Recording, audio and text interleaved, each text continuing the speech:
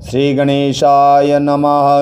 कार्तिक महात्म्य 8वां अध्याय। जिसकी दया से सरस्वती भाव रही उपजाय। कार्तिक महात्म्य का वशिष्ठ लिखे 8वां अध्याय। नारद जी ने कहा, हे राजन, अब मैं कार्तिक मास के इस व्रत की उद्यापन विधि बतलाता हूँ, ध्यानपूर्वक सुनिए। व्रती को चाहिए कि कार्तिक मास में शुक्ल पक्ष की चतुर्दशी को व्रत के संपूर्ण फल की प्राप्ति के लिए तथा विष्णु की प्रसन्नता के लिए उद्यापन करे।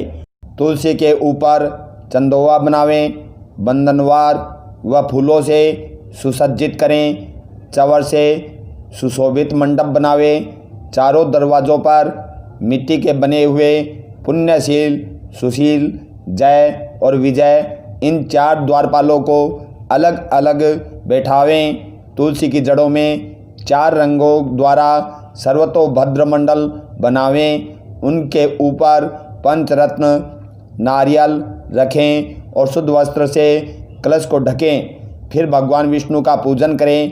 द्वादशी को भगवान विष्णु जागे थे। त्रयोदशी को देवताओं ने उनके दर्शन किए थे। चतुर्दशी को देवताओं ने उनका पूजन किया था, इसलिए भगवान विष्णु की उद्यापन पूजा की जाती है। उस दिन संयम तथा शांत चित्त से व्रत करना चाहिए।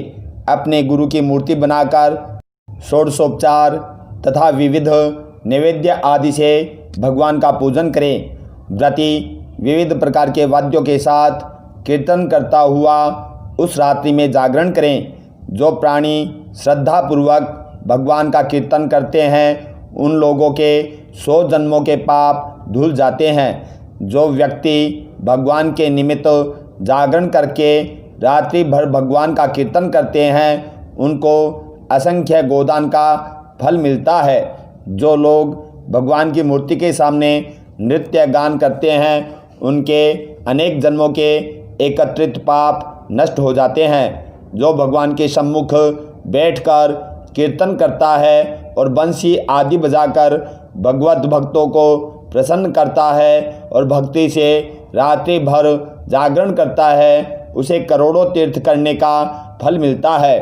पूर्णमासी को पत्नी सहित वेद पाठी ब्राह्मणों को या केवल एक ही श्रेष्ठ ब्राह्मण को उसकी पत्नी सहित बुलावें और उन्हें खीर आदि का मधुर भोजन करावें और यथाशक्ति दक्षिणा देवें, क्योंकि पूर्णमासी को ही भगवान ने अपने भक्तों को वरदान दिया था और मत्स्य रूप धारण किया था।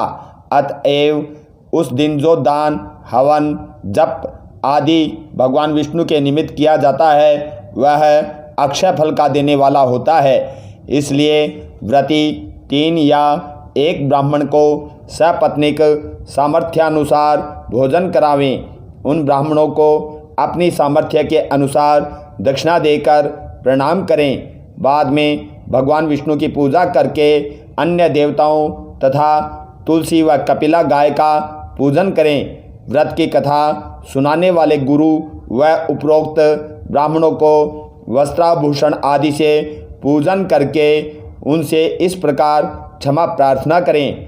आप सब लोगों की अनुकंपा से मुझ पर भगवान सदा प्रसन्न रहें। इस व्रत को करने से मेरे 7 जन्मों के किए हुए पाप नष्ट हो जाएं और मेरी संतान चिरंजीवी हो।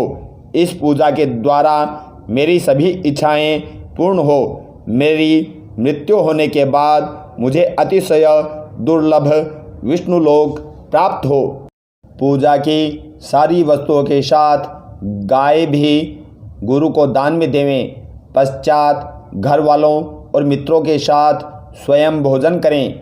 इस तरीके से जो प्राणी कार्तिक मास का व्रत और उद्यापन करता है, वह पाप रहित होकर मनवांछित कामनाओं को प्राप्त करता है।